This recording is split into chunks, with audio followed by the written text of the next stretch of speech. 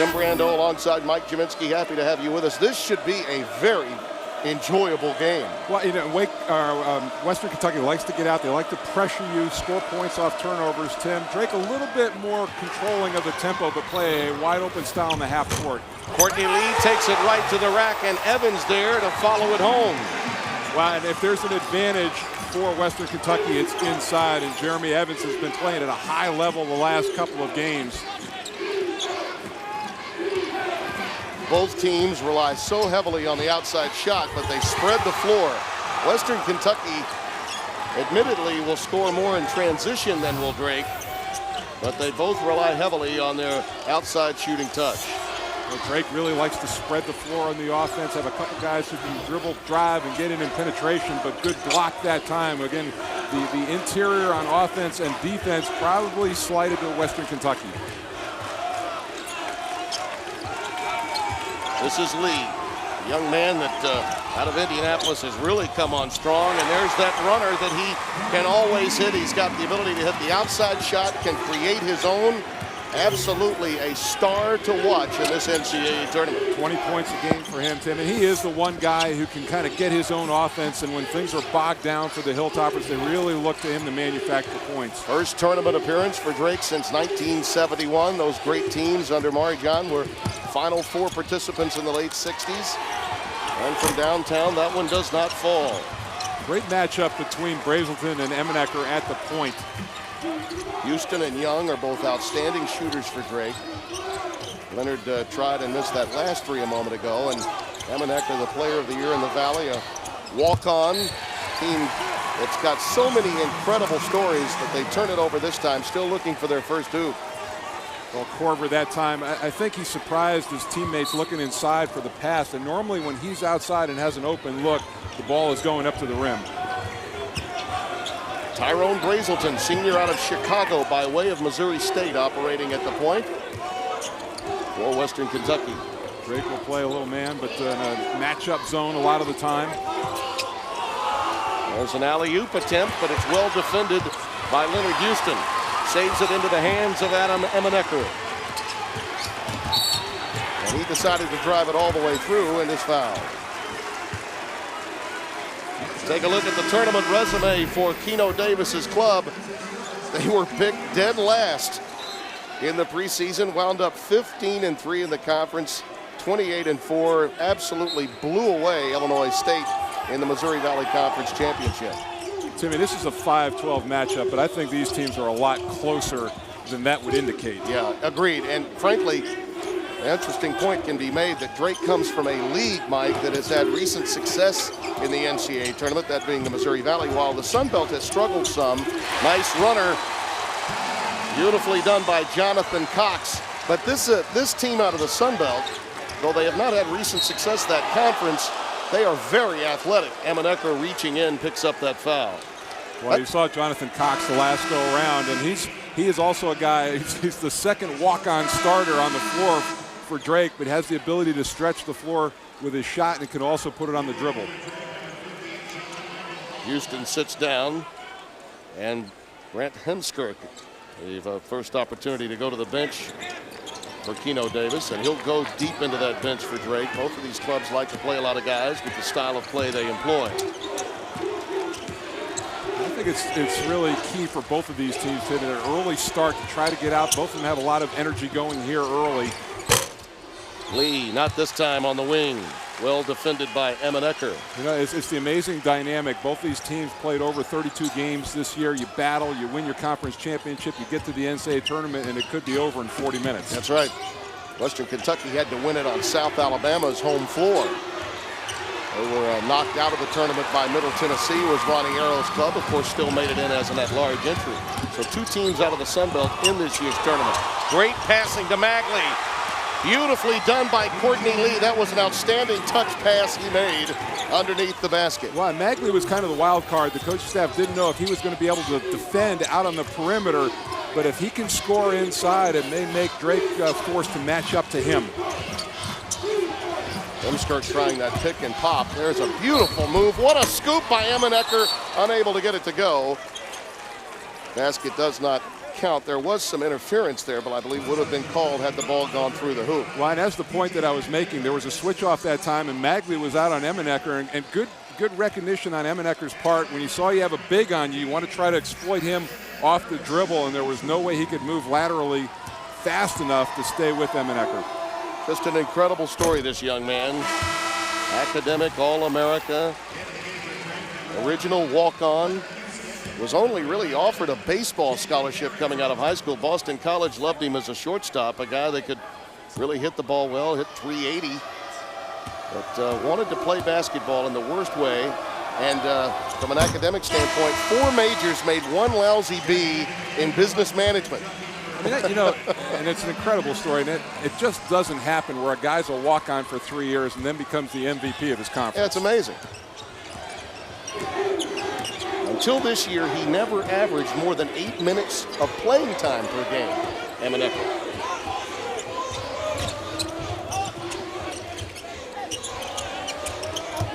Mendez Valdez, not this time. There's Magley on the offensive glass, rolling it through.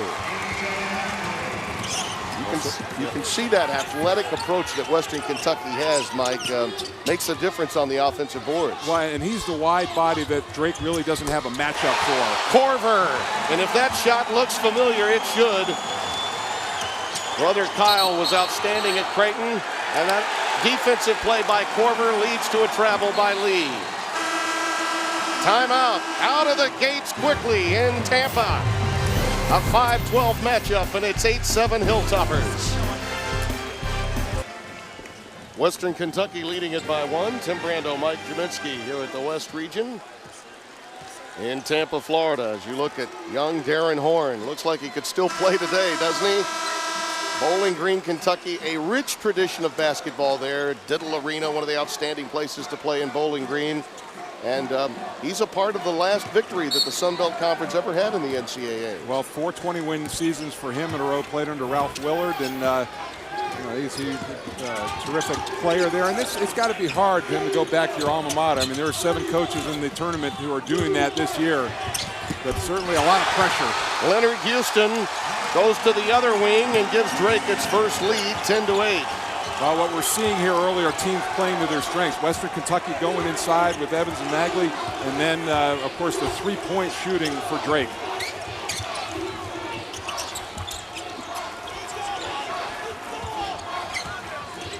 Courtney Lee dumps it down, gets it into Magley's hands. There's Rogers. That ball was tipped. It was deflected. Houston goes the other way. Rogers has it taken away by Houston. Why, Leonard Houston just playing. He's got long arms, was able to get up and block a jump shot and then create points on the other end. Well, Drake now very quick, showing their athletic side with the deflections and rejections leading to easy baskets. One of the most improved defensive teams in the country. Tino Davis really working on that part of the game. Mendez Valdez trying to feed his man Jeremy Evans inside, turns it over. There's the look. I mean, that is so hard to block a jump shot. And then he just creates this, just strong to the basketball, ripping it away and scoring. And welcome to the game, Ty Rogers. The ball's going the other way.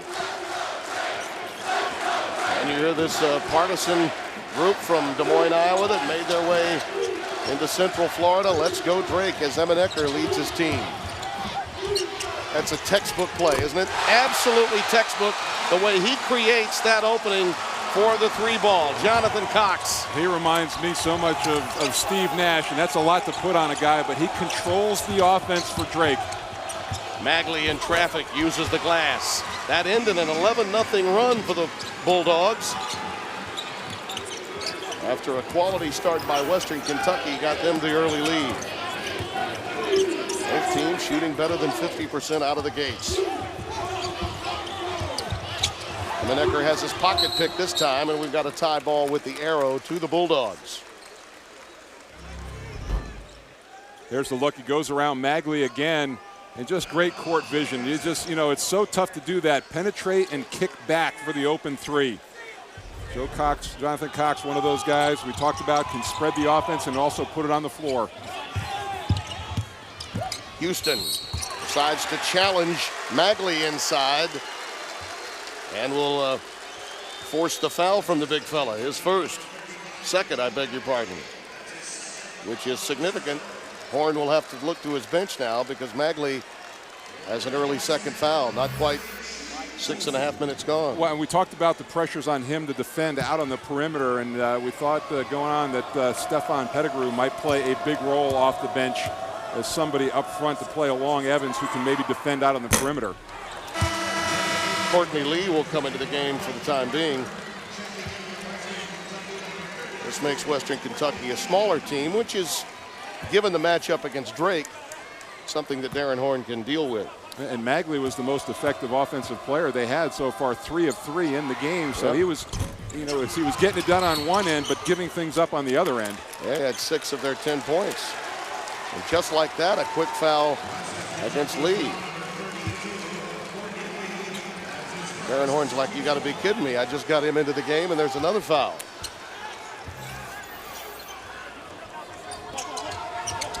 Already 14 fouls against the Hilltoppers, only 1 for Drake.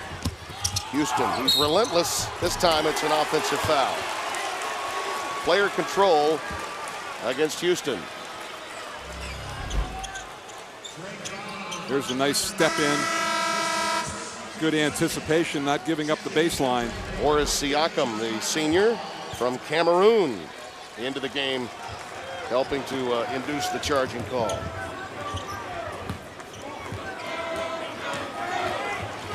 Just a little token pressure. Brazelton, very difficult to put full court pressure on, so fast with the basketball.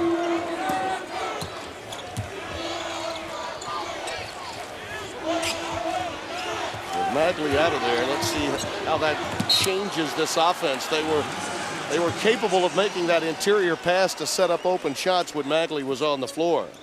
Well, and Evans talked about it, 20 points, 14 rebounds against Middle Tennessee in the championship game, really come alive offensively. But against this matchup zone, they're going to have to get some penetration off the dribble. John Michael Hall now trying to check Brazelton. He gives it up. Slaughter just into the game, gives it up to Valdez. Brazelton from downtown. Oh, that's a nice 3 for Tyrone, the senior from Chicago. Really dominates the basketball for the Hilltoppers. A 41% three-point shooter, so you have to honor that. Corver on the wing. It's amazing how much he looks like his brother, isn't it? You know what? If you watch film of him and he didn't have a number on, you know exactly who it is. Brazelton with an answer. 3 ball after 3 ball. I don't think the shot clock's going to go off much in this game, Tim. Both of these teams, like I said, Western Kentucky a little bit more than Drake, but they both like to play at tempo.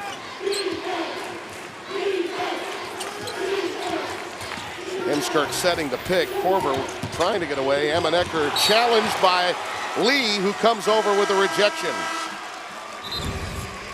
Well, we spoke of Kyle Corver. I recall in 2002, he helped lead Creighton against Florida in an opening round game that came down to a buzzer beater for the Blue Jays and a victory against Billy Donovan's team in Chicago. As we come back, a nice Leonard Houston alley-oop. And it's 20-16, Drake by 4. We talk about guys who play bigger than they are, and Houston listed at 6'3", but probably plays at about 6'6" because of his jumping ability and the length of his arms.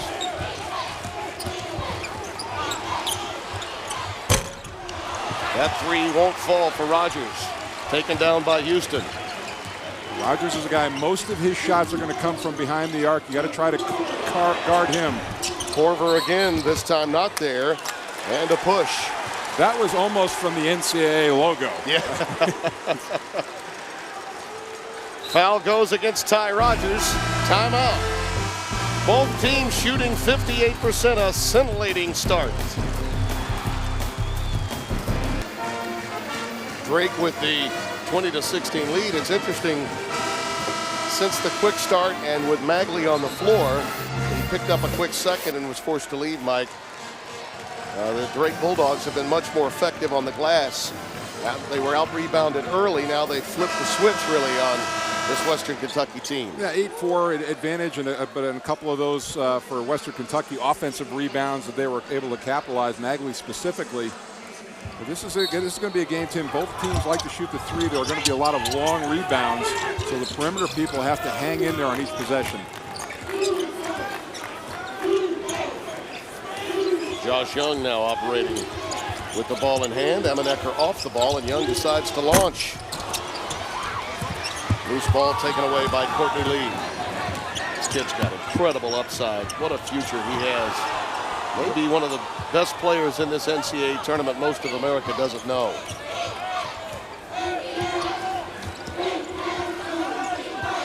Brazelton, A.J. Slaughter, Jeremy Evans, Ty Rogers, the others on the floor for the Hilltoppers.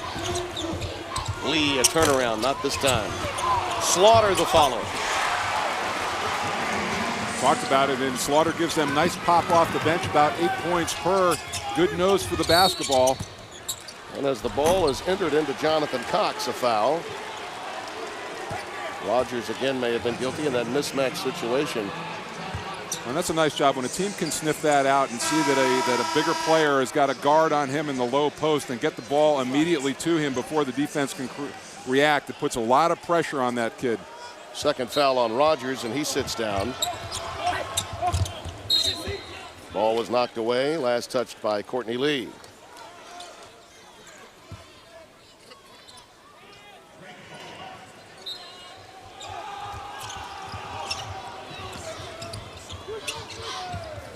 Just over 9 minutes gone in Tampa.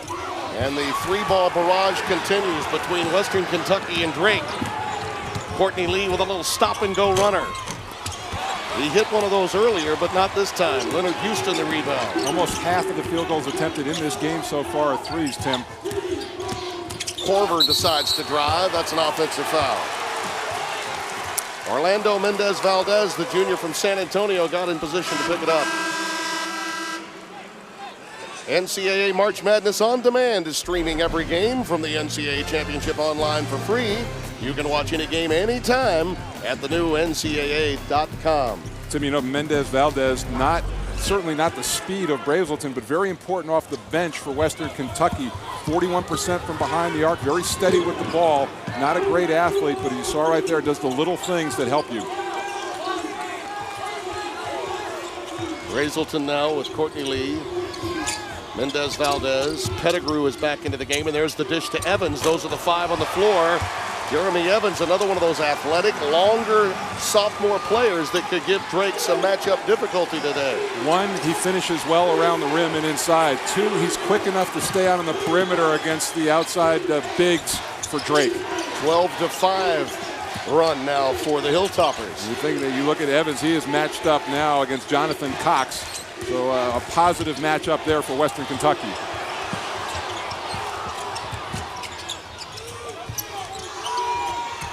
Shot clock winding down. They get it into the hands of Young, who pumps. That ball only caught the backboard. Now they're saying that the clock, I believe 1 second should be on the shot clock. And I believe that's what Paul Fea is instructing Jamie Luckey, the lead official, to.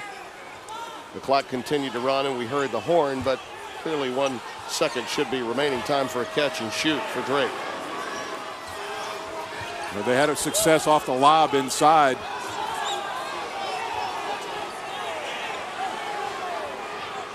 Leonard Houston being checked by Mendez-Valdez. Here's a look on the, you can see the shot clock upper harden is. No doubt, ought to be 1 second. Yep. And the ball did not catch the iron. It caught the back of the glass. Yeah. If not 2 seconds.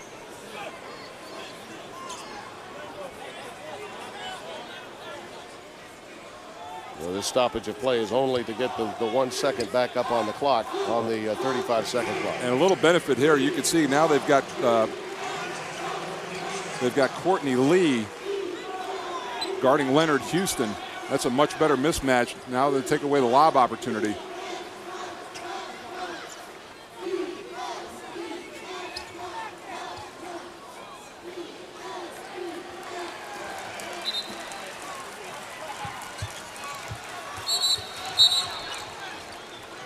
Amenecker comes back in. And apparently we're still having some kind of problem with the clock. Paul Fea says we have maybe a second remaining, but we don't have it operating just yet. Can you give me a number?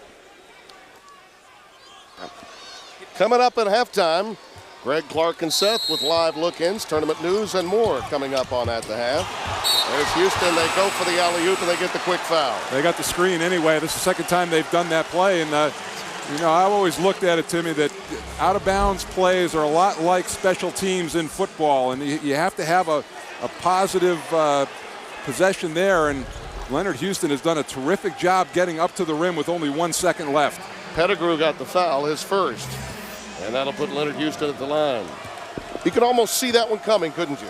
Well, and then they had the direct one when they had Mendez Valdez on him, but then they ran the screen and still had the same effect.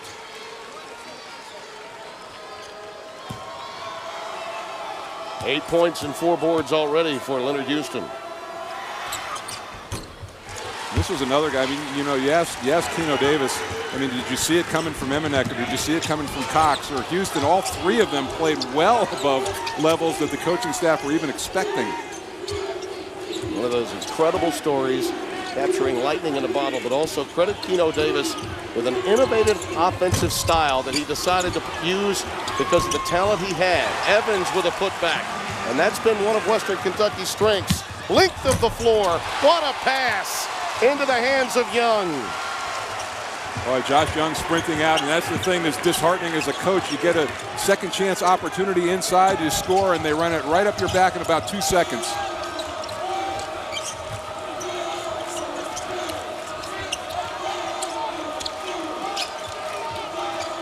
That sequence, Mike, emblematic of the style of play we're going to see. I think maybe 4.5 seconds went off the clock between baskets. Courtney Lee with another one of those beautiful floaters off the dribble in the lane. They need him to start to take over, be a little bit more assertive. Only his 4th field goal or 6th field goal attempt, only 2 of 6 so far in this game. He really looks like the game comes easily to him, doesn't he? Yeah, he's got a great handle. Does so many things well with the ball. Just under 40% from 3, just under 50% inside of that. So a very high percentage shooter. Emenecker taking advantage of having the taller Evans on him. Used his speed to get to the lane and is fouled. Well, here's the thing. You let a guy get to his right hand like that, and he's got the ability to elevate. We talked about playing against Drake's defense. You've got to get penetration. Courtney Lee very good at finding his own offense. Evans got the foul, his first, and we should mention that DJ Magley, the outstanding freshman post player for Western Kentucky, has been out since the 13.5-minute mark, having picked up 2 quick fouls, and he had 6 of Western Kentucky's first 10 points. And I think Emenecker he drew both of those fouls on him as well, so they're getting caught in switches, and he's making them pay. Saginaw, Michigan's own Adam Emenecker. A.J. Slaughter re-enters the game for Tyrone Brazelton. And Emenecker will also get a brief blow. Josh Parker in for him. There's another pick. Well, those quick hands of Leonard Houston, we've seen it a couple of times today. And there's a logo on the floor, and Mendez Valdez looked over at it. And they're cleaning it up right now, and that seems to be a slick part of the floor. And you've seen that when those things are applied to the floor, they can be a little bit dicey to handle on.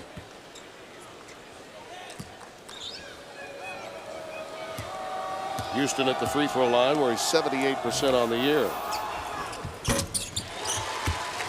Well, after backing up Nick Grant past few years, he stepped into the forefront for this Drake team. They lost a lot of seniors on this club. And Dr. Tom Davis, we know so well, having been around Gary Williams and Bruce Pearl, the style of offense he usually employs. This is nothing like what Dr. Tom used to run. Well, and that's the thing. I mean, he runs the flex and really was the innovator of the flex offense. But as Keno was telling us yesterday, he said, I've got to coach the guys that I have right now, and they are not suited to that system. Evans inside, he has been very effective down low. But that's great coaching, to take a look at what you have and then devise an offense that suits them. 7:44 remaining. Drake by 2 in this 5 versus 12 matchup.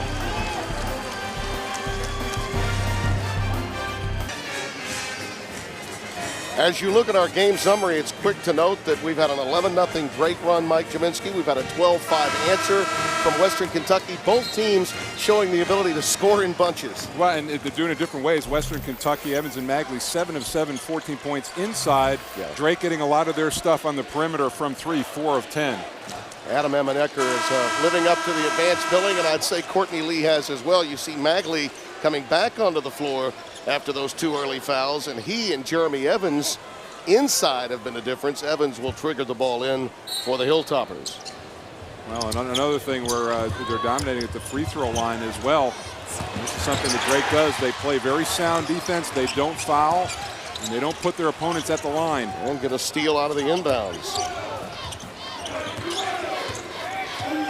Emenecker operating along with Josh Young in the backcourt. Houston feeding Korver.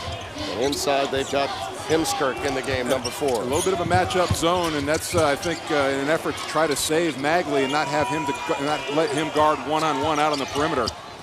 Emenecker splits that zone and then lost it. Beautiful defense that time by Evans in Western Kentucky zone.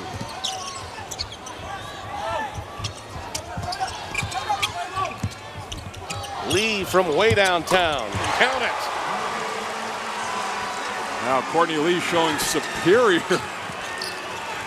distance on that, just under 40% from 3. Korver tries to answer, but to no avail. Slaughter the long rebound for Western Kentucky. And there's a bump. Foul will go against Josh Young, trying to check Brazelton. Look at the distance on this. That's at least 6 feet beyond the college 3. Courtney Lee rising up. We talked about it, and because of that, you're going to have to honor that shot, and that allows him to get driving lanes inside. Jacob Barenbrook. Barenbrook into the game, the junior from Wisconsin. And that's a 5-second violation. So inbound difficulties for Evans. He threw one away a moment ago underneath his own basket and now commits the 5-second violation. But that's you have to put that on the team right there. And Western Kentucky fell asleep with the ball out of bounds, and Evans really didn't have any other outlets to throw to. You have to go and bail that guy out and make yourself available. Barenbrook, number 11, Spring Green, Wisconsin, River Valley High School into the game for the first time for the Bulldogs, joining Emenecker in the backcourt.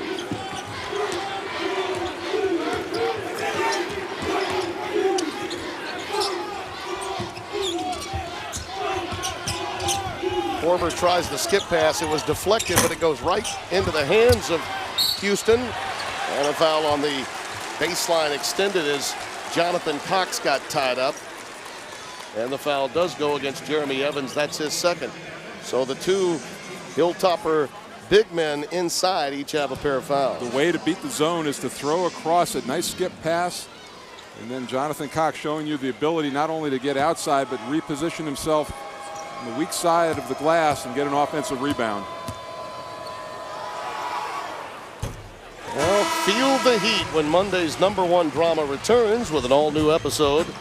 CSI Miami at 10, 9 Central on CBS. All new episodes coming. I mean, this is Drake's such a tough team to defend him, especially with the zone, because they've got guys like Cox and Korver who can get in the middle of it and make plays out. You have to respect their ability to shoot. And they're all very good ball handlers. So whether you're playing man or zone, this is a very dangerous team. Young man that was also a walk-on originally, earned his scholarship after his freshman year, Cox. Well, Drake made their last 8 free throws. They're 10 out of 12 overall. That's been a real key stat for them in this game offensively. 6 minutes left here in the opening half. Those 2 may be the 2 of the best walk-ons in the history of the Missouri Valley Conference. Cannot doubt their productivity, no doubt about that. Slaughter from downtown. He hits a 3. A.J. sophomore from Shelbyville, Kentucky. Well, Slaughter giving him nice production off the bench. Perfect from the floor.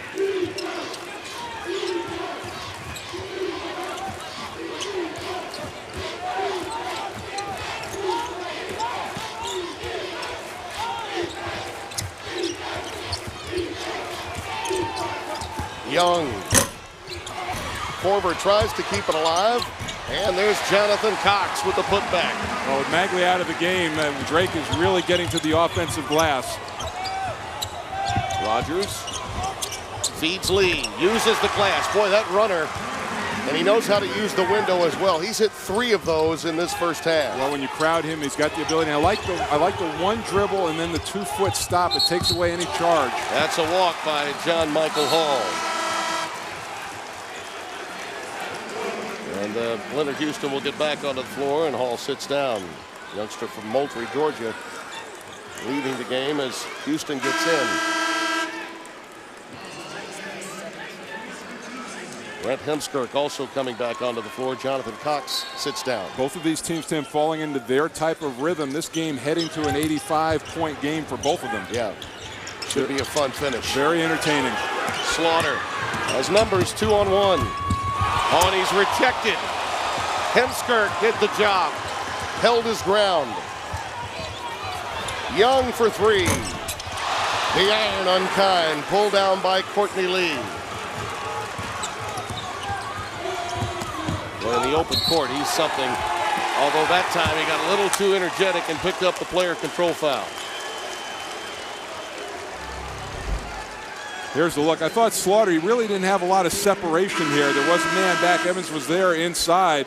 But a nice defensive play by Hemskirk. Just held his ground, went right up in the air and had a good block. Absorbed the punishment, sent the ball the other way. Lee picking up his second foul, Mike. We'll have to keep an eye on that now in the second half. Magley with 2, Evans with 2, Courtney Lee now with 2. I talked about the 2-foot jump stop before. That time he went off of 1 foot in the lane, and Corver really did a nice job stepping inside. So foul difficulty could become problematic for the Hilltoppers. And going out all the way out, it's going to be double bonus shooting for Drake too. So that we talked about it, they are a +10. The Hilltoppers have not attempted a free throw in this game. And Slaughter gets a little overly aggressive and picks up the foul, going for the steal. 3:56 remaining. Darren Horn trying to get the Sun Belt a win in the NCAAs.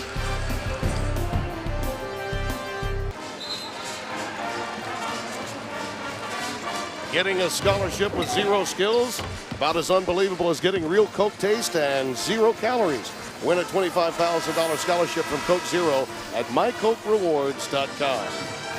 Well, a few interested observers here behind us along press row. Mike Jaminski, one Jim Calhoun, his assistant, George Blaney.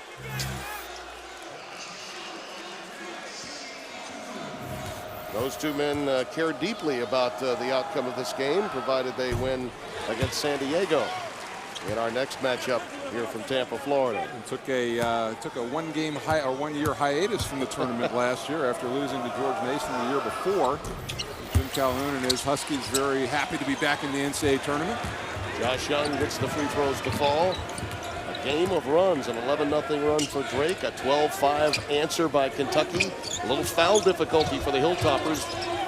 3 of their star players each have 2, including Sun Belt Player of the Year Courtney Lee is currently sitting with 2 fouls. There's a trap, almost led to a turnover. Brazelton leaves it to Mendez Valdez. Feeds Ty Rogers, who gets it to fall. Pretty good find by Mendez Valdez. He was buried in a trap, but able to pick up Rogers on the weak side. Brent Heemskirk is coming to the low post. Number 4 back into the game now for Drake. The rebound cleared, gets it back to Brazelton for 3. Wow. He and Slaughter read one another beautifully. That's just with Slaughter in the game. It allows Brazelton to move off the ball and become a scorer. 13.5 points a game for him on the year. A 10-4 run now for Western Kentucky. And they lead by 5. Just been back and forth between these 2. Champions of the Missouri Valley and Sun Belt conferences. Western Kentucky won the tournament title. There's a nice look inside, but Houston unable to finish. Brazelton now. Slaughter feeds Rogers. The extra pass to Mendez Valdez. That ball was deflected. Beautifully done by Jonathan Cox. Well, a lot of deflections and rejections by Drake. Houston feeding. That's a player control foul. Tim, it's interesting. Western Kentucky has gone really small. 4 guards out there around Siakam. They've been pretty effective. He's drawn 2 of them, has Boris Siakam. And Houston now with a couple of fouls, both of them charges. And Boris, the senior from Cameroon, has gotten himself in position beautifully on both occasions. Rogers will trigger in the inbounds. How Western Kentucky holds up without some of their interior players as well as Courtney Lee the last few moments of this half. Very important as Brazelton takes it inside and he's fouled. But then, you know, you look at it, Tim, in Western Kentucky on the year, 39% from 3, so a higher percentage than Drake. They don't take as many, but out on the floor, they've got very capable shooters in Brazelton, Slaughter, Mendez, Valdez, and Rogers. Young got the foul, his second.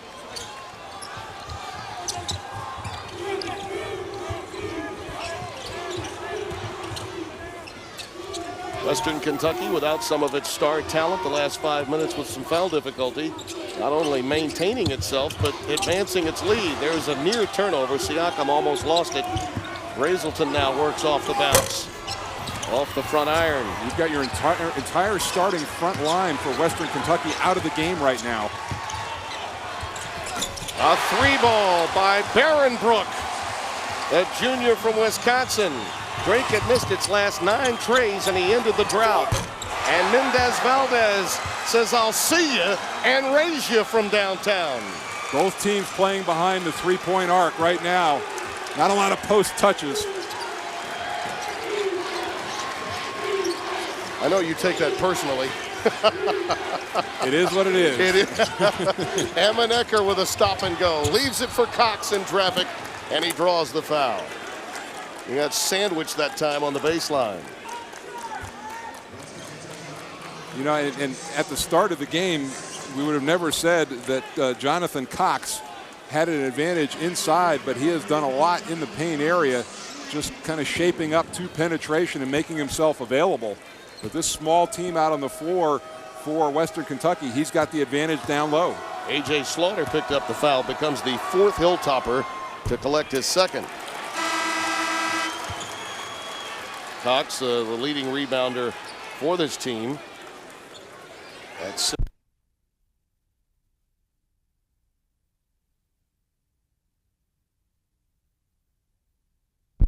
game. Amazing. But shooting a very high percentage from the floor, 18 of 29 so far. He gets 1 of the 2, and the lead is 4 for Western Kentucky. And again, doing this without Courtney Lee, without Jeremy Evans. Mendez Valdez from way downtown.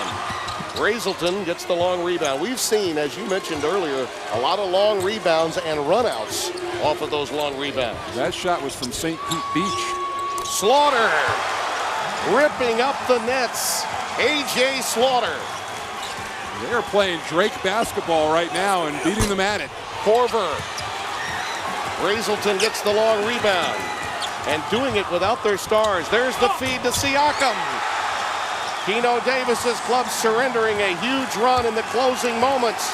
And Western Kentucky, the pride of the Sun Belt, leads by 9. Great hustle. Siakam's going to get his points off of running the floor. He beat Jonathan Cox in a foot race.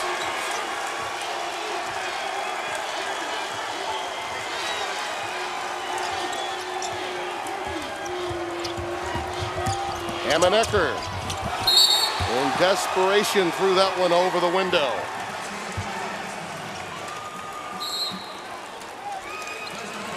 Timeout. Western Kentucky with 3.5 remaining. The commanding lead in this game finally comes with their stars out of the game for the moment. Siakam with a deuce. Western Kentucky's 21 points in the last 7 minutes, Mike, have come without their stars inside and Courtney Lee, their best player. It's got to be good news for young Darren Horn, their head coach. 13-3 positive bench production for the players off of Western Kentucky's time. Rogers to inbound it. Brazelton's got it with the clock winding down at the buzzer. Oh, almost knocked it home. Would have been a fitting conclusion to a fantastic last 5, and that brings a smile from ear to ear from young Darren Horn. An 18-10 run to close out the half. That's the end of the half. We'll send you to Greg Gumbel with AT&T at the half. After this message and a word from your local station, you're watching CBS Sports, home of the men's NCAA basketball championship. 47-38, Western Kentucky, and the city of Tampa has really been treated to some threes.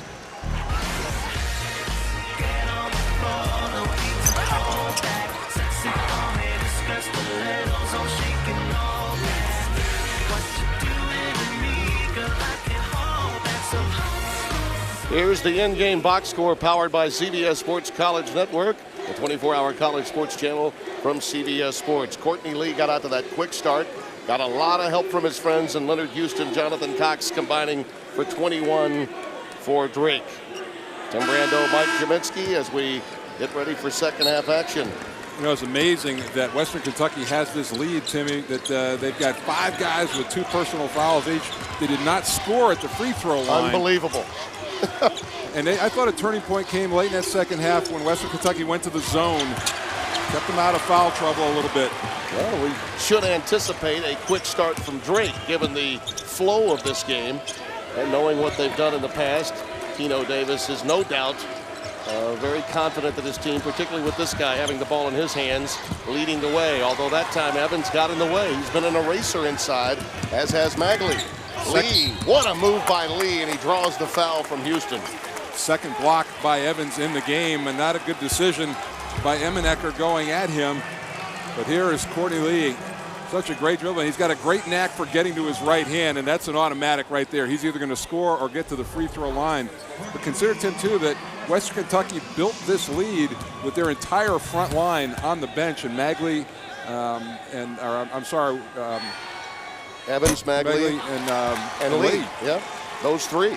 And as you see, Courtney Lee at the free throw line. The first free throws taken in this game for Western Kentucky. It was Corver that picked up the foul rather than Houston. As usual, the guy coming over to give help is the one that's whistled for the foul. I think, and you look at Keno Davis, he needed to talk defensively in that halftime speech. 61% for the Hilltoppers in that first half.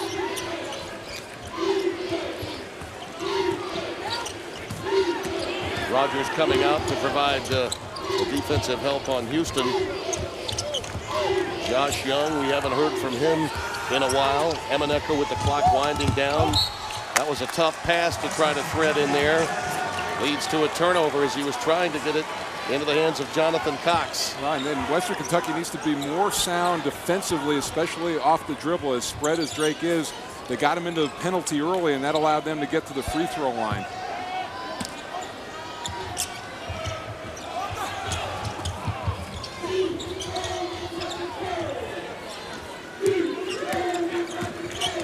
Brazelton operating at the point. That's a bump, an offensive foul. Emmenecker stood his ground that time, collecting the charge. It's the second foul on Tyrone Brazelton. It could become an issue for Western Kentucky in the second half. It really wasn't in the first because the bench had the back of the starters in a very big way, as we mentioned, a baker's dozen points. Cox on the wing. That was a stressful three-point shot.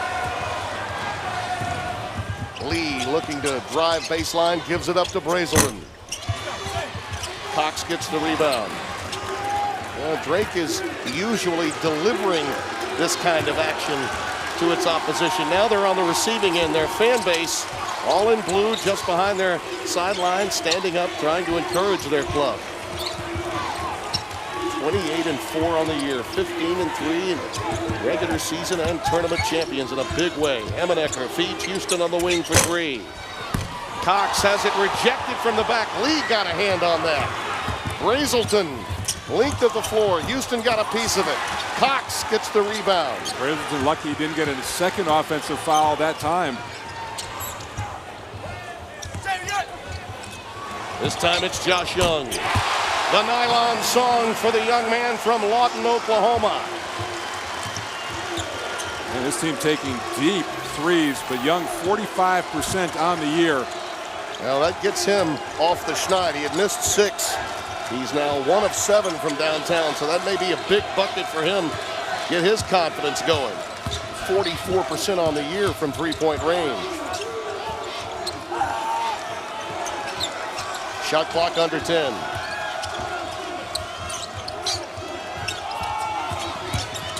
Brazelton, nice pass, and Magley has it rejected. Let's see if Western Kentucky looks to get some post touches while those guys are still in the game. Amenecker throwing that one up from the hip after challenging the big fella. And just like that, a foul on Magley, his third. Near the end of today's game, we'll select a Chevrolet player of the game from each team. To honor their determination and outstanding play, Chevrolet will make a $1,000 contribution to each university's general scholarship fund, Chevy and American Revolution. And this was the thing that really helped Drake in the first half. Not only were they building up fouls, Tim, but they were usually shooting fouls like that, so you're getting to the line anyway. Now, just that quickly, Magley forced to sit down with the third.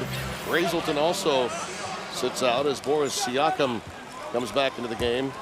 And Orlando Mendez-Valdez joins Courtney Lee and Ty Rogers in the backcourt. Darren Horn, since his team fell into a pretty good rhythm in that first half with a smaller lineup, where you're giving away some rebounding and points inside in the form of Magley. You have to also look at what's working for you out on the floor. Jacob Barrenbrook, number 11 for Drake, also on the floor now. And Brent Heemskirk back on the floor for the Bulldogs. Lee on a blow by. Amenecker got a piece of it. Evans with the follow, and then the offensive foul. Credit Jonathan Cox for getting in position to take the charge, and that's 3 on Jeremy Evans. So those issues that we thought might crop up in the second half for Darren Horn in the first few moments rear their ugly head. To this point, Tim, it seems that most of the whistles have been charge calls in this game. As a player, you have to realize that, pull up a little short, not try to get all the way to the rim. Stephon Pettigrew, the freshman from Elizabethtown, Kentucky, is checked into the game, number 30, and there's a turnover. Good defense by Mendez-Valdez. Amenecker just in a little bit too much of a hurry to turn the corner, trying to catch the ball going away. Pretty good defense that time. Use the sideline as your ally. Well, that small lineup that worked so well for Horn is back in there. But with the foul problems early for Evans and Magley here in the second half. See how they play in the second half. Mendez-Valdez for 3. He rattles it home. The bench points continue to pile up for the Hilltoppers. Mendez-Valdez, this team 9-1 when he has multiple threes in a game. That was his second. Rogers got into the passing lane to knock that one away. It was deflected by Korver off of Rogers. So Drake will have it when we come back. Over 4 minutes gone. Oh, play that song. The nylon one.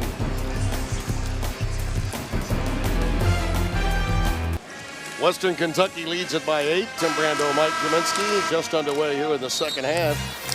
And the foul issues for the Hilltoppers now have put Darren Horn in a position again of having to go small, but so far that's worked out beautifully for him. But this lineup, and he's got Pettigrew and Siakam in there, still a couple of post players.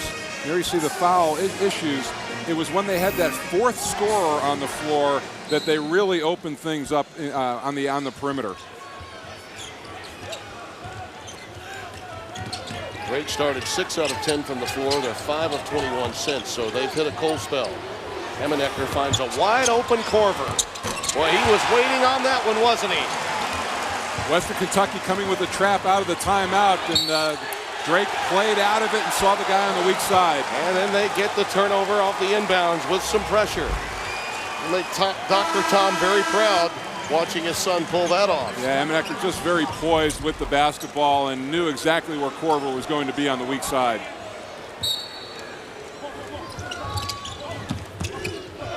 It's amazing every time you watch these teams. A made basket allows you to pressure. Boy, a turnover, unforced error that time by Jonathan Cox. Right back into the hands of Courtney Lee for Western Kentucky. both of these teams can score in bunches. And they've proven that in the first half.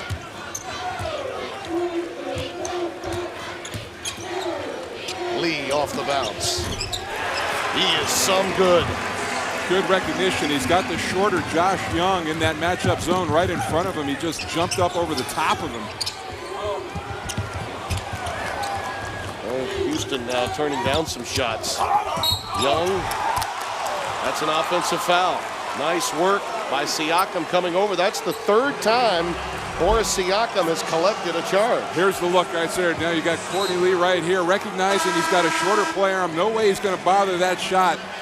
He just played right over the top of Lee at 6'5", Josh Young at 6'1". Young picking up his third foul. Forced to sit down now for Drake. And another quick foul. This one against Korver. And Keno Davis is in disbelief.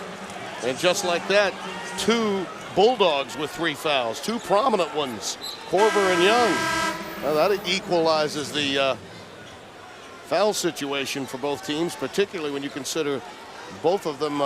Both of these teams rely heavily on these guys from a scoring standpoint. You've got Heemskerk coming into the game, and you gain some size up front, but you definitely lose a lot of three-point firepower in the form of Korver. Heemskerk, number 4, back on the floor for the Bulldogs. In traffic, Pettigrew not there.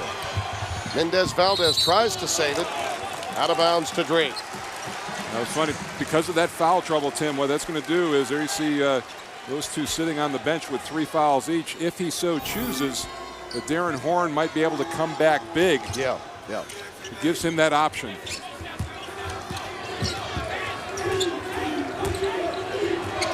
Dangerous pass that time by Barenbrook. On the wing. 3-pointer does not fall for Cox. And they're off to the races again. Brazelton back to Lee. Missed the chippy, but there's the follow. Siakam. A lot of help on the way. How many times do you see it that a deep 3 from the corner on a miss turns into the first pass on a fast break? Western Kentucky very quick moving it from end to end. Well, you see the points in the paint. That's been a difference maker. Western Kentucky, those putbacks. Athletic, angular wing players quicker to the ball when it's up on the rim. Another steal. Amenecker with a poor pass. Courtney Lee takes it away. Brazelton. Yes, and a foul. 3+1. That was a very unselfish play by Courtney Lee. Seeing Brazelton up ahead. Defensive lapse by Drake. Another great time to get a good look at a 3 in transition. Everybody scattered. Brazelton had a terrific look.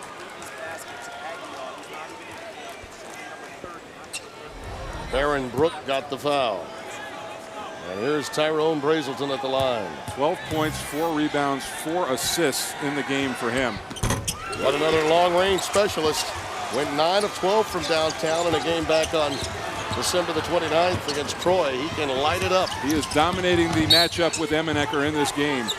Siakam that time was beaten off the bounce by Houston and will pick up the foul. First on Boris, who's really played well coming in to spell some of that front line for Western Kentucky.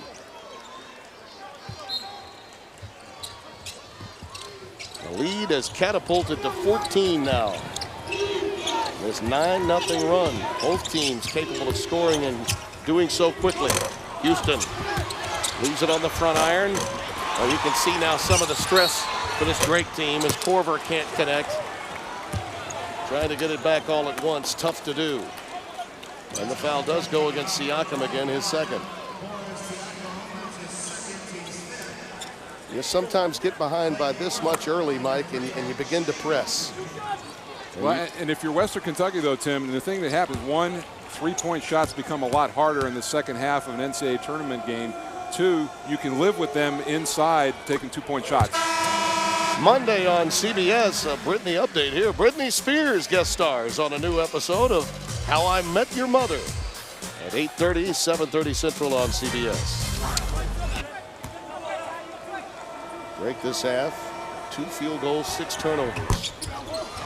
And those missed opportunities at the line are difficult to take, particularly when you're as good a shooter as Korver is.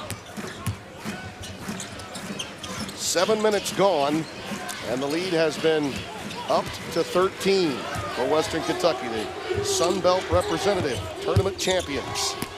Slaughter rejected. Jonathan Cox, nice defensive play in the zone. Korver.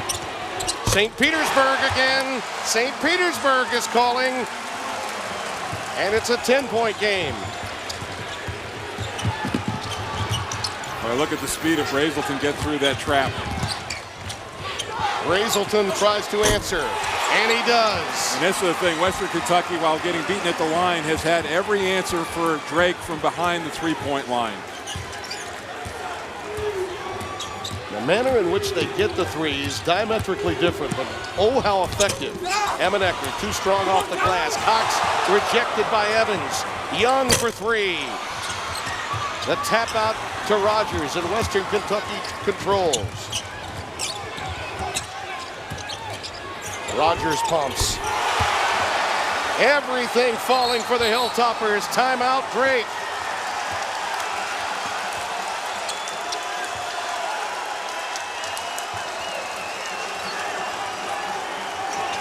They are bringing some Sun Belt attitude as they try to get their first tournament bid win. Let's go to Greg Gumbel.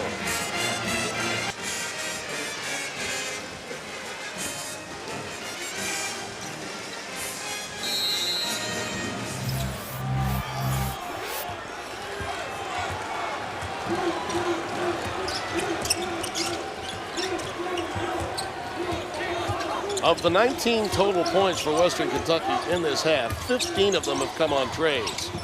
And just like that, Drake finds themselves down by 16. Korver out of the timeout gets the well-designed three ball. He's been terrific and almost unguardable from where he's shooting that ball. He's hoisted a couple of 30-footers up. 16 for Clayton Korver today.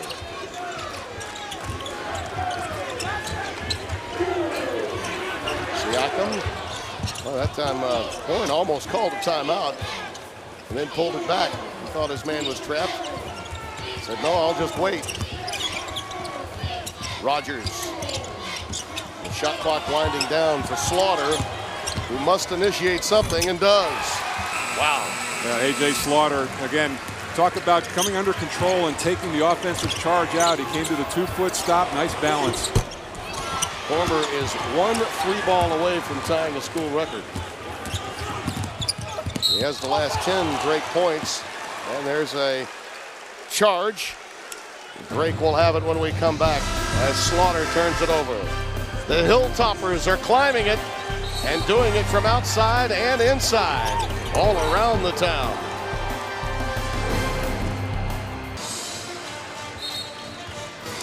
As you look at our game summary, Mike, I think the difference is clearly points in the paint for Western Kentucky.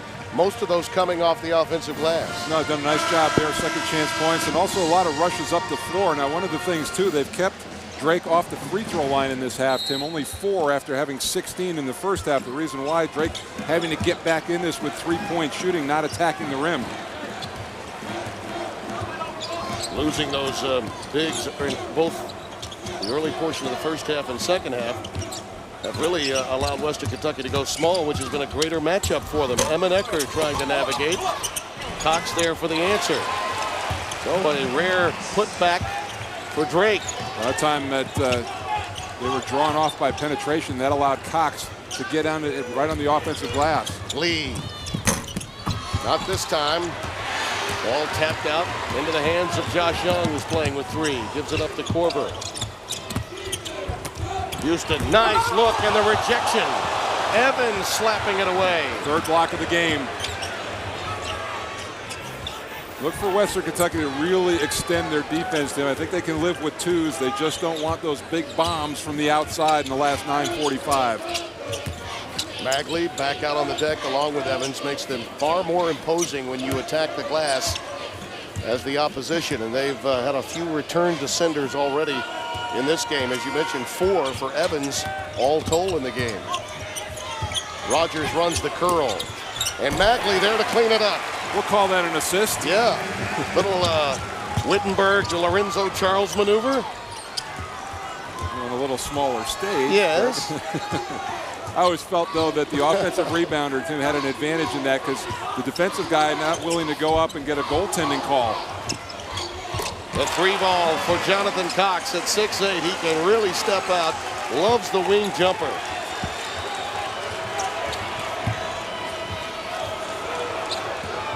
$15 for him. And even with Brazelton out of the game, Western Kentucky really handling the pressure well. Boy, that Drake fans want an over and back. And I understand why. Rogers gets a gift.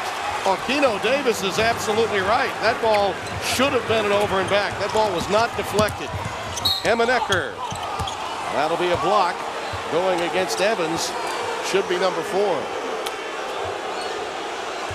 And you see Jamie Luckey now trying to explain it to Keno Davis. And absolutely no way that could not be an over and back.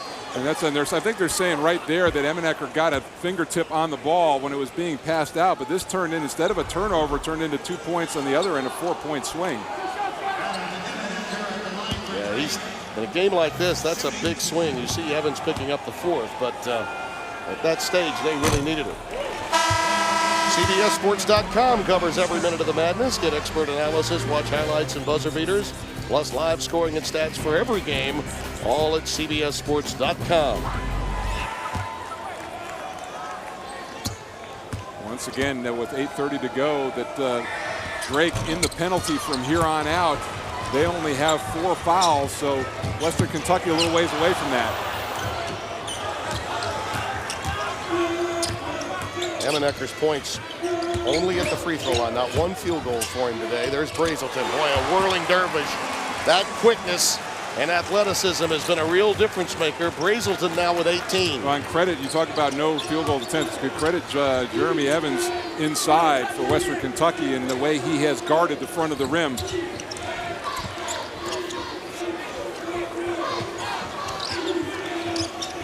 The issue for Drake, not only are they struggling on this end when they drive to the basket, but getting stops on the other end. Emanecker unable to get it to fall. Cox stays with it at point blank range, and finally a whistle. 7:42 remaining. Drake will be at the stripe when we come back. As you look at our score, 74-59. Western Kentucky. Speaking of great work, how about Tyrone Brazelton? He has been special today, Tim. You look at it, 6 of 10 from the field, 5 of 8 from 3, and he's done it in a variety of fashions. The nice kick out right there, getting his feet set, this in transition. Emanecker a little slow to get up, and then he also shows some versatility getting into the lane. 18 points for him, 3 rebounds and 4 assists, a very solid line. Jonathan Cox now at the free throw line. And Brazelton has been unstoppable, as has really the Western Kentucky bench. Mike, they have outscored Drake's bench 22-3. 8 separate players, 3 guys in double figures, 8 separate players scoring for Western Kentucky, and 2 of them, Magley and Evans, right at 8 points. So very, very balanced for the Hilltoppers. Great games all across the board on day 2 in the opening round of the NCAA tournament. Yesterday, the 12s could not quite navigate the 5s. Today, perhaps a different story. Courtney Lee going to the offhand.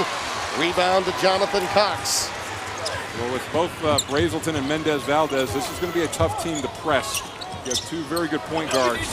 Young. Cox. He puts it down with the tip.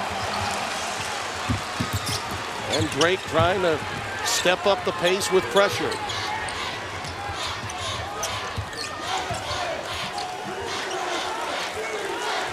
One bucket away from turning it into a single-digit game.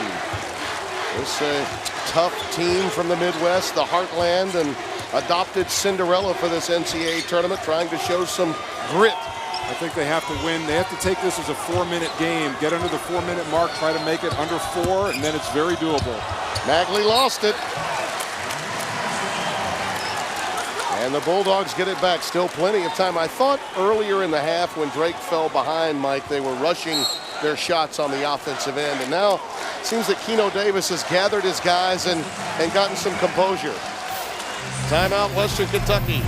9 of Drake's last 10 by Jonathan Cox.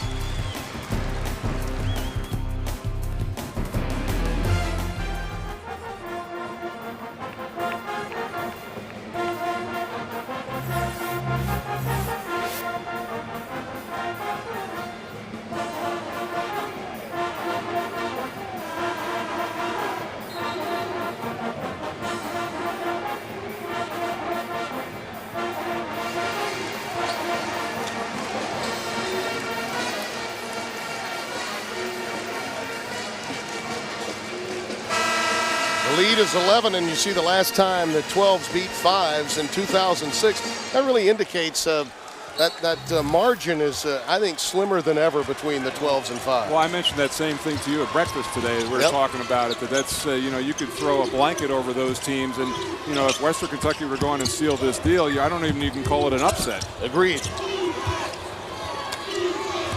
It's all about matchups. Corver on the wing. Courtney Lee brings down the rebound.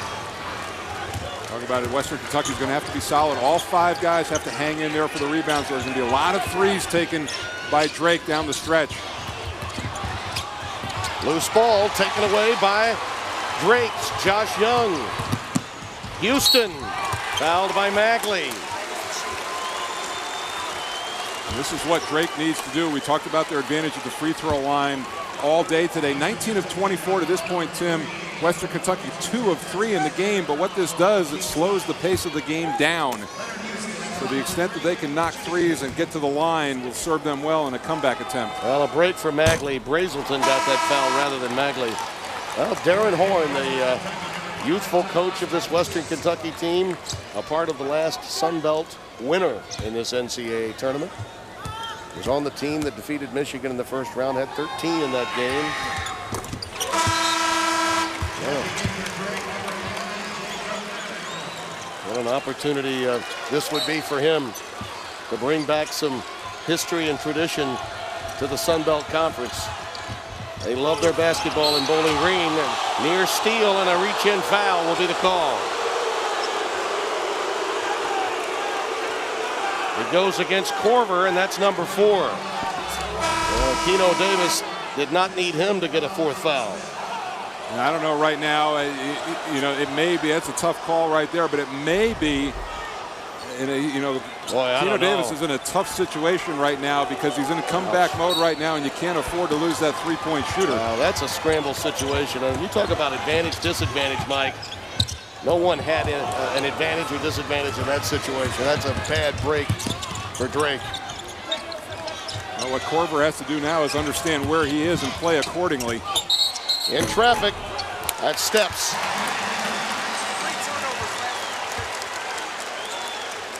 Three turnovers in the last 3 possessions for Western Kentucky. They need to regain their poise. Let's look for their guy Courtney Lee to step forward here and finish this game off.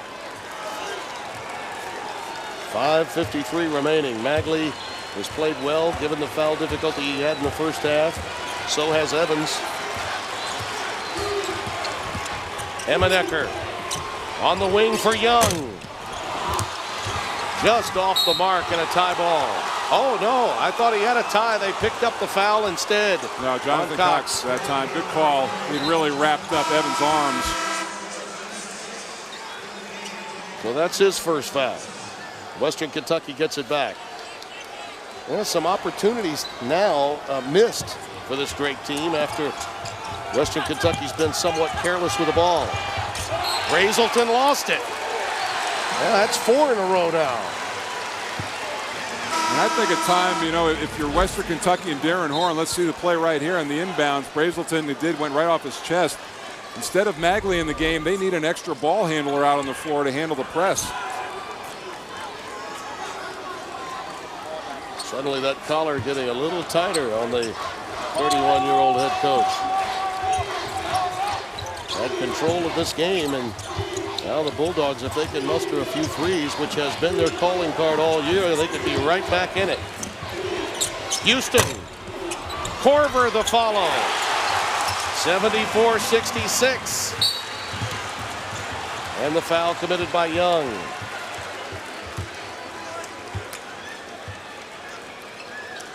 Take a look at our tournament summary. Duke escaped last night with a 1-point win over Rick Byrd's Belmont team, and Mississippi Valley State held to the fewest in tournament action since 1946 by that suffocating UCLA defense. Took a heroic play at the end by Gerald Henderson. Was it ever? They were right at the brink of defeat, but 11 seconds to go. He goes coast to coast and gets the lay-in. Had my partner just a little bit on edge. Never a doubt. Oh, yeah, right. And not even Vince Gill in the hall could bring Belmont through, but they played an outstanding game. He's headed here, by the way, for the Vanderbilt game, as you know. He loves his basketball, so Vince Gill will be in our building later on this afternoon and this evening. Very good friend with Kevin Stallings.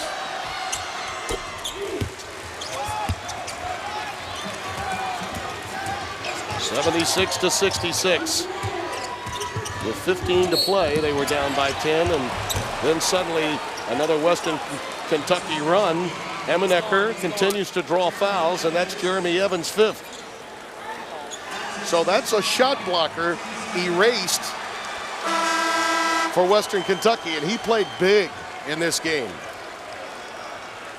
But when they've had to go small, Mike, they've also had answers there as well. And as you indicated, maybe an extra ball handler wouldn't hurt. As you look at it, I don't know that that's a huge loss, especially for the way they played and where they're going to have to play the rest of this game. 8 points, 7 boards, a couple of blocks for him, and they came at big moments in the game. You just get a feeling you're trying to get over the hump. Siakam's going to come in, who's more of an athletic body underneath, a guy that'll take some charges for you, but you get a feeling that getting over this hump is tough for Western Kentucky. The thing that they're faced with, though, Tim, you look at it, one, they need ball handlers out there, but two, even on the threes, Drake has been very good offensive rebounding the ball, so he's stuck between having two bigs out there to try to cover the glass or get a guy in there when they convert and get into press mode. All of Adam Emenecker's points have come at the line today. His nickname is Ace. Adam, obviously, his mother's maiden name, Kanata, and last name Emenecker, hence Ace. And he gets them both to fall here, and it's 76-68. There's the pressure again. Got to stay out of the corners of that press.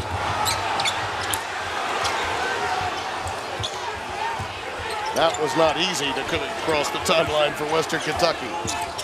See how long it takes for Brazelton to initiate. Lee, that's a pretty good choice. Halfway down the cylinder and out. Collected by Jonathan Cox. This building will explode if Drake can score here, and there's a foul. Travel. A charge. I beg your pardon, travel.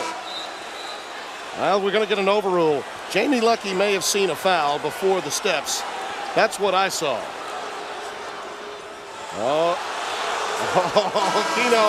Keno saying, wait a minute, there was a bump. Stevens talked Lucky out of it. Let's go now over to Greg Gumbel in New York.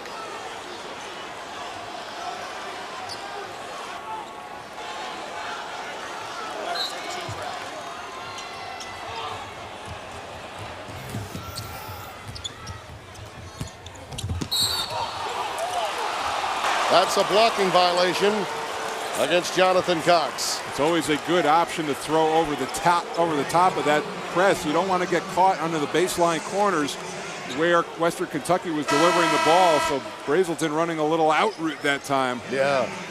And Siakam gets to the free throw line.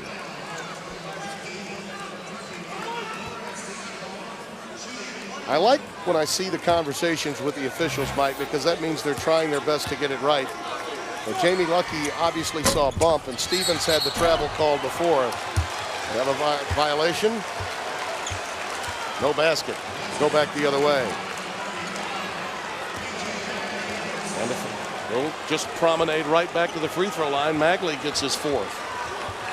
And that gets Jonathan Cox to the free throw line. It's amazing that Drake has really been able to grab a hold of the tempo of this game, slow it down by getting to the free throw line.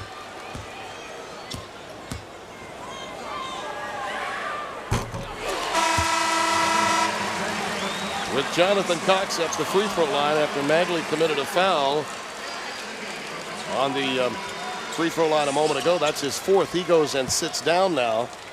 Drake is inching closer to making this a fun finish with 4:42 remaining. They were down by 16 at one point in this half. Suddenly a two-possession game. The Hilltoppers have turned it over far too often, and Siakam is fouled. This Brazelton is so quick with the basketball. Brent Heemskirk picked up that foul. And at least now Western Kentucky, it's a fair fight at the free throw line. They never got into the penalty in the first half. Amazing that they had the lead given those numbers. As you see Korver re-entering the game. Heemskirk sits down. Offense for defensive substitution. Korver playing with 4 fouls. Boris Siakam has played so well off that Hilltoppers bench. They've gotten a lot of contributions. Jonathan Cox, that's where he likes it. Every time he gets it on the wing, he's a threat. Brazelton, numbers, a solo, a kiss counted, and a foul on Jonathan Cox. How big was that? Well, wow. Cox was the one who took the jumper out of the corner, but the speed, and how about going to left hand? Yeah, that's a good call. Cox trying to buy the foul. Wasn't even close. See, that healthy contingent from Des Moines, Iowa would disagree. They are making the most noise here. Both of these teams have rich traditions and history. Drake playing for the national title in 1969. Western Kentucky, E.A. Diddle Arena, one of the outstanding sights in college basketball. If you've ever been to Bowling Green for a game, you know what I'm talking about. 22 now for Brazelton. 80-73 with 4 minutes remaining. Oh, a turnover that time by Houston. Unforced error. Lee tries to follow. 2 missed from point-blank range. Darren Horn really upset. Well, what he's talking about, they grabbed the rim and it snapped back, but it didn't look like it affected the shot. Let's go back to Greg Gumbel.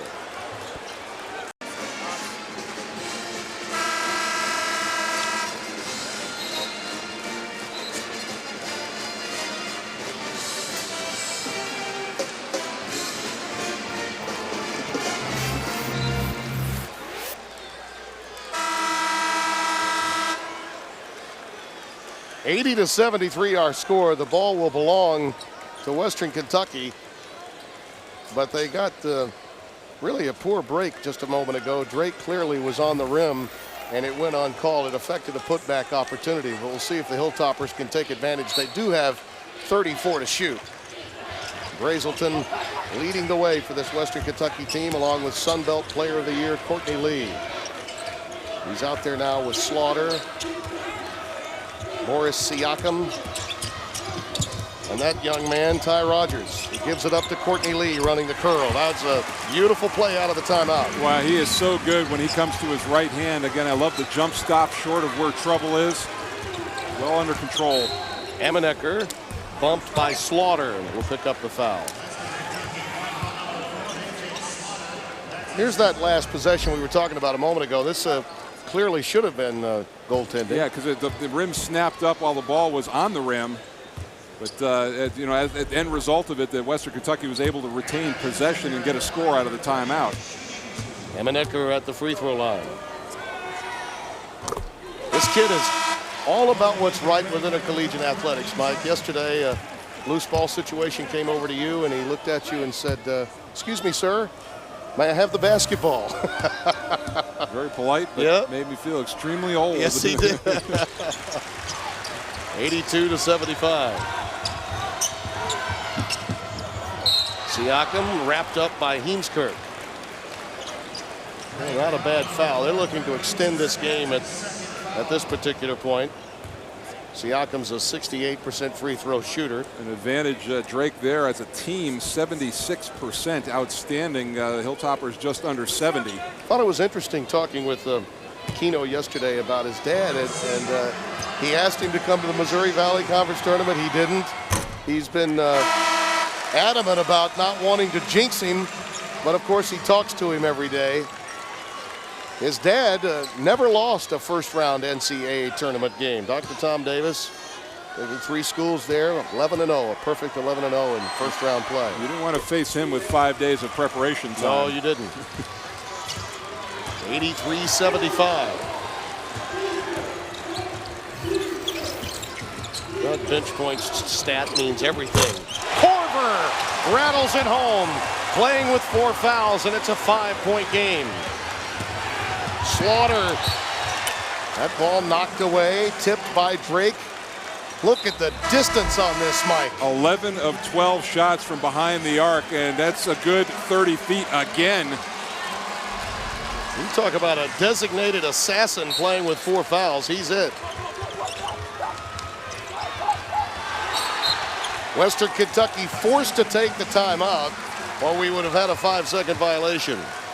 Drake has stormed back in this game, trailing by 16 at one point, and Kyle Korver, with his long-range shooting, has helped propel the Bulldogs of the Missouri Valley right back into this game. 33 of 55 field goals attempted from beyond the arc, and some of those from well beyond the arc. Like Clayton Korver, in that time, he and Cox combined for 45 points.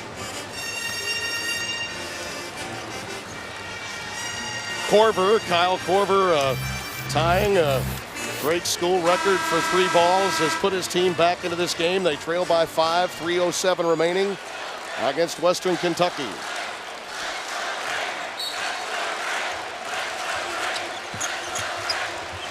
Turnovers have been the issue for Western Kentucky. And whistle stops play off the inbounds pass. Might we get a mulligan here? Yep. Yeah, I believe we will. A do-over. Hilltoppers retain possession. Yes, they do. That draws the ire of the Drake fans. And again, that pressure. Oh, and a foul committed. It'll go against, I think it's Emmenecker. Emmenecker, his second.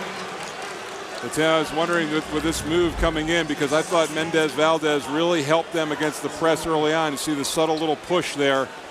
Right into the scores table, Mendez Valdez. The thing it does with him on the floor, they're smaller, but they give you a 40% three-point shooter and an 80% free throw shooter. Yeah, that's why you saw the reaction from Emmenecker, knowing that that's not the man you want to put at the line, and yet he misses the first. Kyle Korver comes in.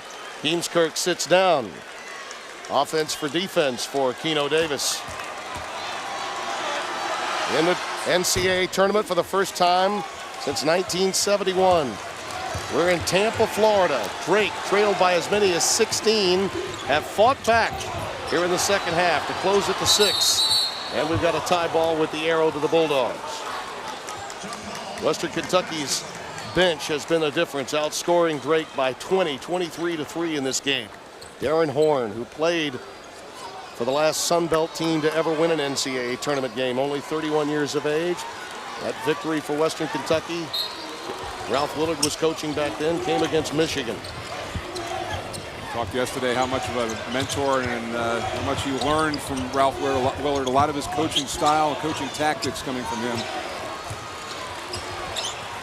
Leonard Houston knows how to score off the dribble himself, gives it up. That's Young, Josh Young, not there. And the rebound cleared to Western Kentucky. Courtney Lee driving the baseline, cut off by Emmenecker. 2-possession game, but the clock winding down, and Darren Horn waiting to let that clock wind down, and Keno Davis a little upset with that foul by Leonard Houston. Didn't want it. No, but even said, you talk about who the guys are to foul. Brazelton, as well as he's played and as big a part as he is of this team, 68% from the line.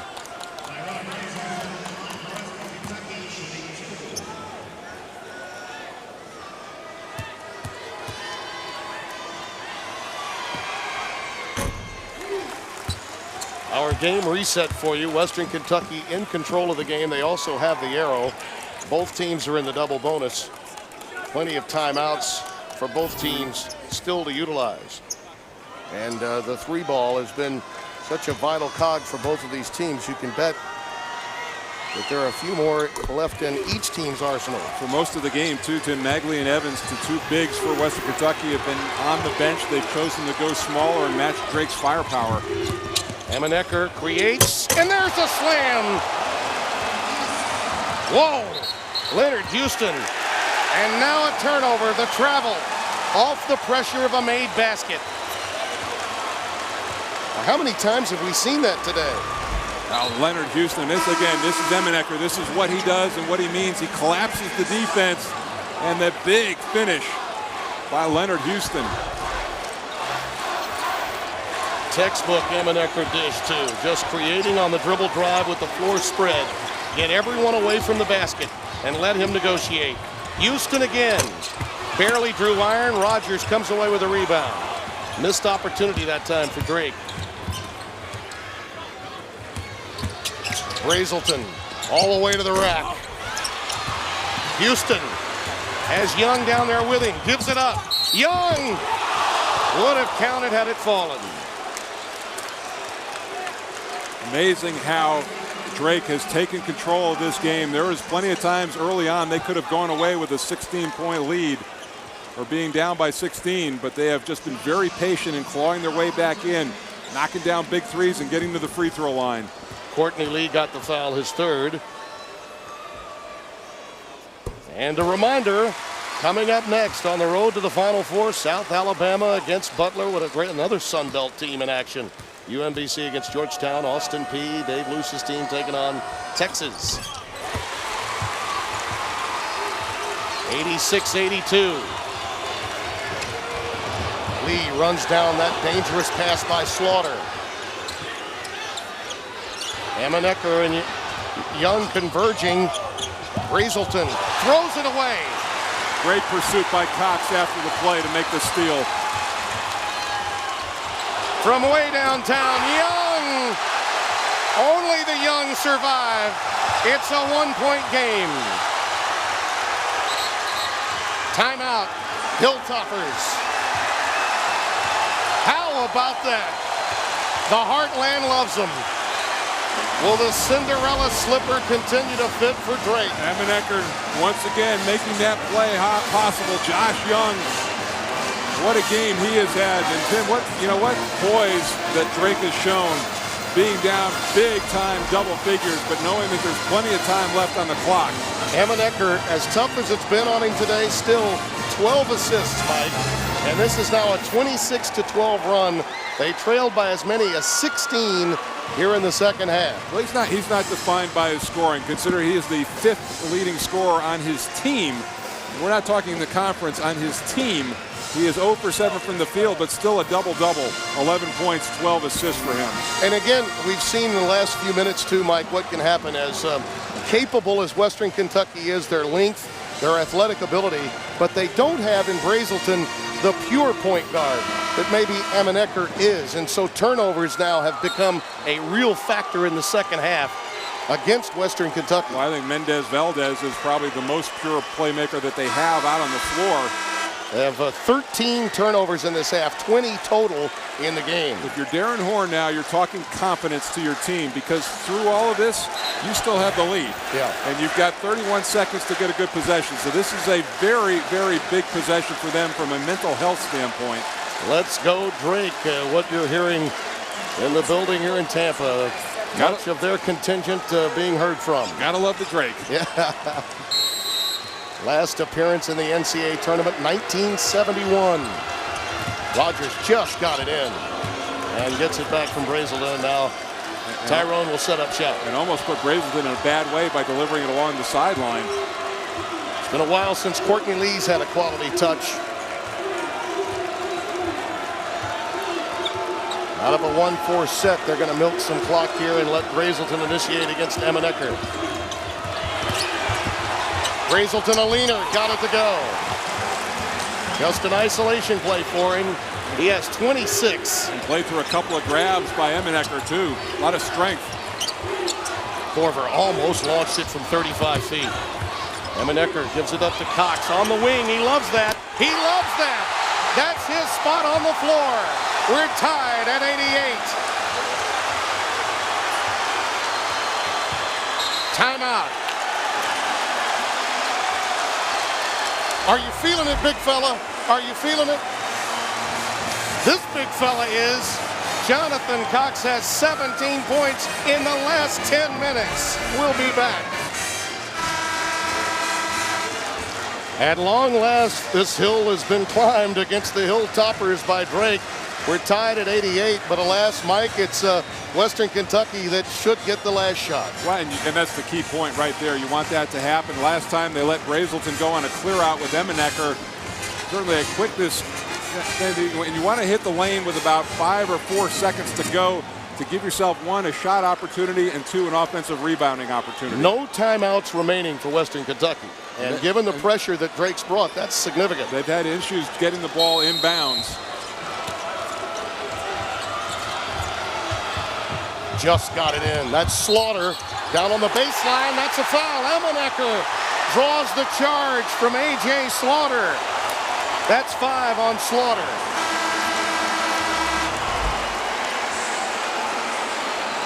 Talk about basketball acumen to go along with the academic quality. Stepping in that time. Great lead, and Slaughter just trying to do too much out of the corner that time.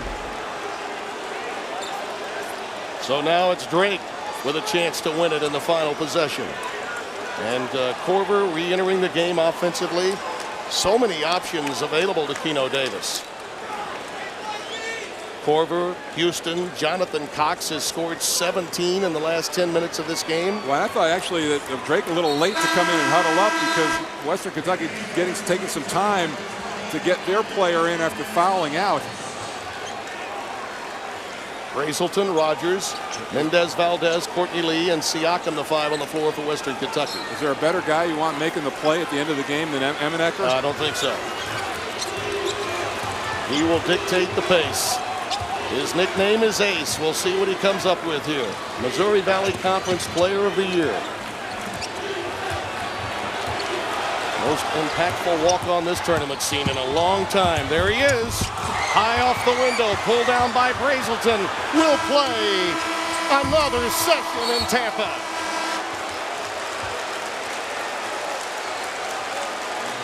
A 29-14 run to close out this game for Drake.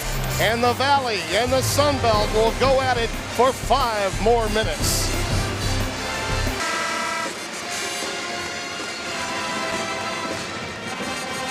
Tim Brando, Mike Jaminski here at the West Region. Tampa, Florida, the site. Western Kentucky led by as many as 16 in the second half break. An incredible comeback. And we're tied at 88. Mike Jaminski, I think probably the advantage has to be to Drake. Even though Korver's playing with 4, Evans is out, Magley's playing with 4, and Western Kentucky's been struggling now to control the basketball. And a quick reminder of what we've got coming up next in this NCAA tournament.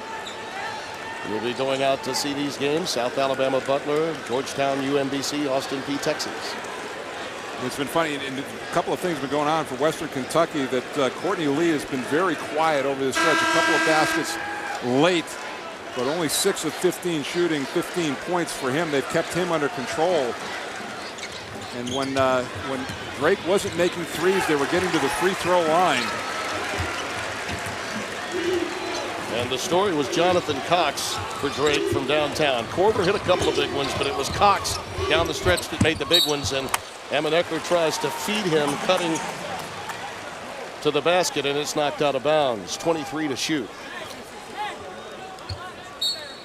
But this is such a difficult team to defend because so many of them have that howitzer from downtown that they can bring out almost at any point. A lot like Belmont in the game last night. A leaner off the glass by Leonard Houston. Yeah, they're very remindful of that Belmont team that Rick Byrd has. Now all of a sudden 5 players in double figures for Drake. Brazelton, boy, has he been tough. 28 in the game for the point guard for Western Kentucky.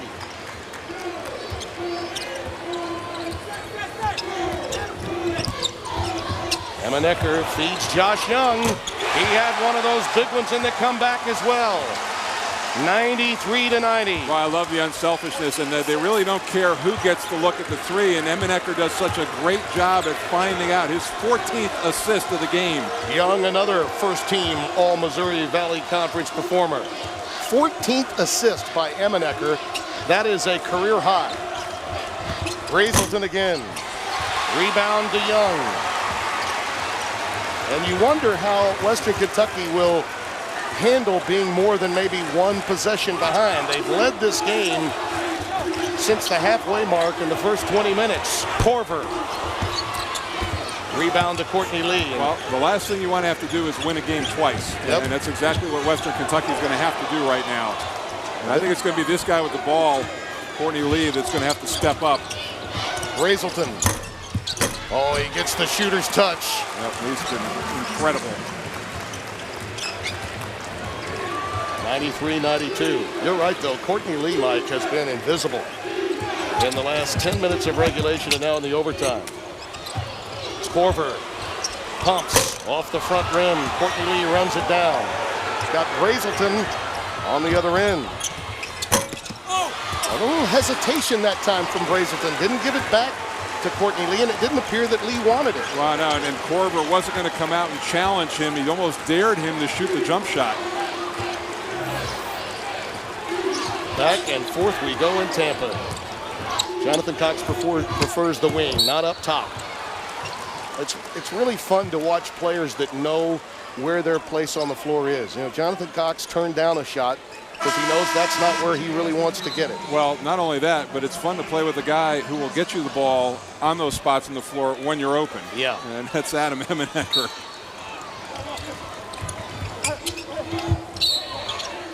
Well, Siakam that time was trying to knock it away. I believe the ball may have been kicked. And Josh Young will trigger it in again with 18 on the shot clock. And a timeout by Keno Davis. He saw that they were in a bit of trouble with 2:25 remaining. Drake leads it by 1. It has been a fun start in Tampa. There you see our game reset, and the possession arrow is to Western Kentucky. Drake leading by 1. And a reminder, those of you slated to see these games, we'll be getting you out there for those first-round matchups. Out to Birmingham we go for South Alabama, essentially a home game for them. The Mobile, Alabama, not far from Birmingham, about 3.5 hours south. UMBC, Georgetown, and in Little Rock, Austin Peay taking on Texas. San Diego and Connecticut yet to come here in Tampa. Brazelton, look at that, 30, a career high for him. And the subtle little geography lesson from my partner there. I've been to the upper corner of Lower Alabama before. Yes, I have. They, of course, out of the Sun Belt, as is Western Kentucky. Young! Oh, it's so good to be young and outstanding. 96-92. It's like Emanecker, he's at the buffet of the three-point shooters. Who do I want to tee up next? 6 points in the overtime belonging to Josh Young for Drake. Courtney Lee. Rogers, and he's fouled on the putback by Jonathan Cox. Now this Western Kentucky team, most of this game, Mike, I think you would agree, were quicker to loose ball opportunities. That's how they got this lead for young Darren Horn. Yep, getting to the offensive glass, getting some turnovers. And it just looked like the way they were playing early in the second half, they were going to run away with this game. See, only 14 free throws on the season for this young man. He needs them now. Keep in mind, too, that I think one of the big keys for Drake, Clayton Corver, able to hang in. He's had 4 personal fouls for a long time. Really intelligent the way Keno Davis handled that foul difficulty and the offensive for defensive substitutions he was able to make. Rogers gets one of the 2. Cox just got number 4, so he joins Corver with 4 for Drake. And they need his offense, as we documented. 17 of the last 27 points, number 31 for Drake. Picked up to help send this game into OT.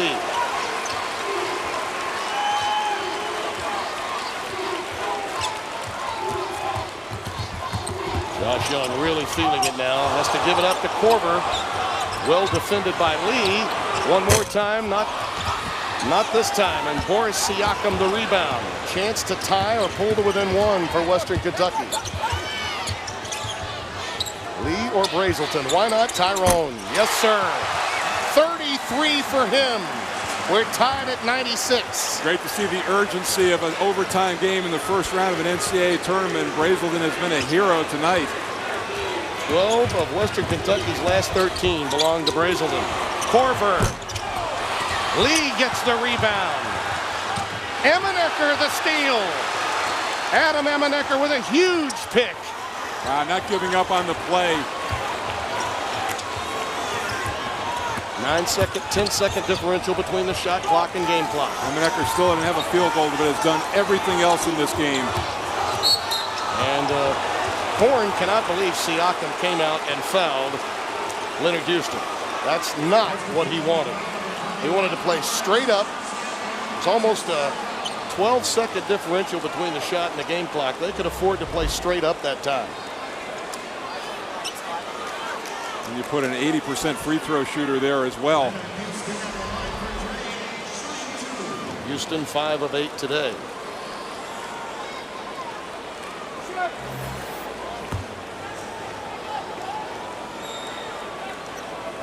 You could hear a pin drop. Great Faithful waiting for this one to fall.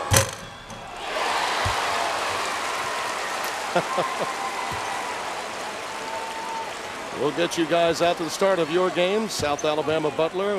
Wherever you're slated, you'll get there as soon as this one is over.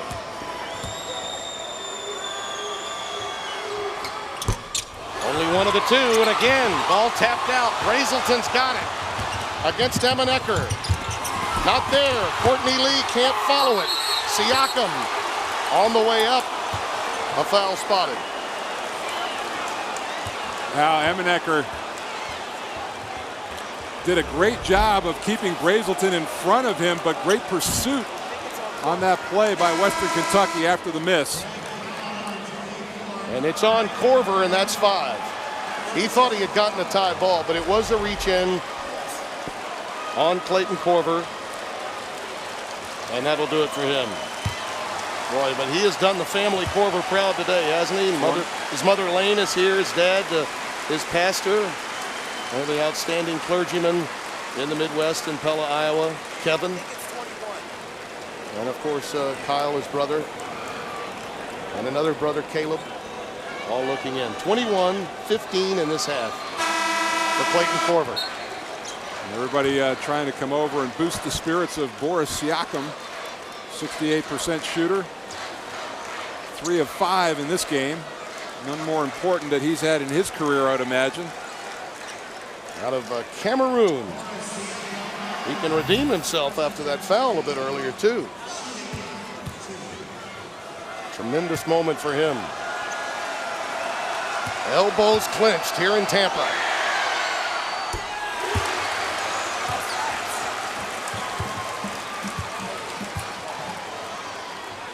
We thought coming in it might be the team with the last possession. Drake had an opportunity in regulation. Now they'll get a chance in overtime. Trailing by 1. The Hilltoppers looking for the first NCAA tournament win since '95. You look at our game reset. Tim Brando, Mike Jaminski here in Tampa, 98-97. Any tie ball would go to Drake. Jonathan Cox had 17 of the last 27 points, and yet in overtime has not scored. And with Korver out, he and Josh Young probably in Houston are your most viable options here, don't you think? Well, I know that the key thing is you don't need a 3 to win the game. Yeah, so, you know, Emanecker is going to be able to, he's going to have plenty of options. If he can get into the paint, he can draw and pitch to a jump shooter or get something inside. Heemskirk is on the floor. The rest of the 5 for Drake, including Cox in Houston, Young, Emanecker, and him. And Brazelton, Siakam and company. High pick coming from Jonathan Cox as Emanecker negotiates. Drives it right to the rack. A relentless move. Stays with it. Emanecker again. Cox a tip. Not there. Loose ball and a foul. 5.7 remaining.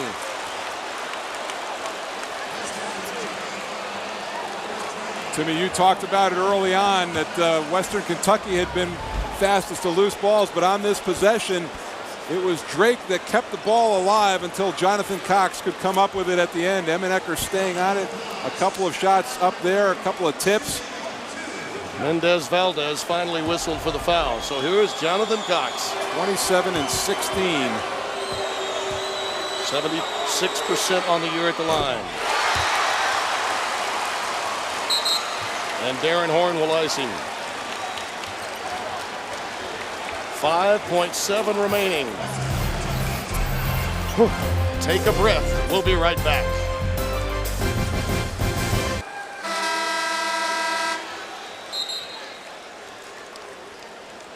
Young man that earned his scholarship after his freshman year. Original walk-on Jonathan Cox at the line. Second team All-MVC. Fourth in the league in three-point shooting efficiency. Had 11 double-doubles this year.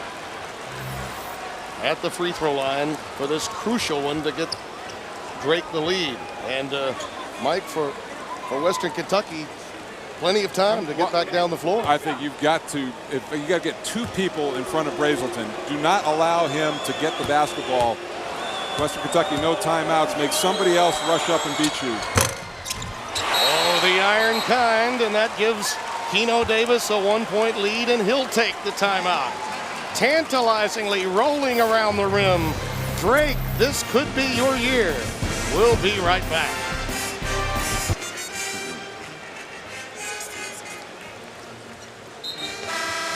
There's the story. Drake leads it by 1. Western Kentucky surrendered a 16-point lead in the second half, but they've been resilient, Mike, and with Brazelton having a career game, you got to believe either he or Lee are going to be the men. You got to face guard him, not let him receive the basketball. Brazelton's got it. End to end, he'll come. Leaves it for Rogers for 3 for the win. Western Kentucky doesn't break.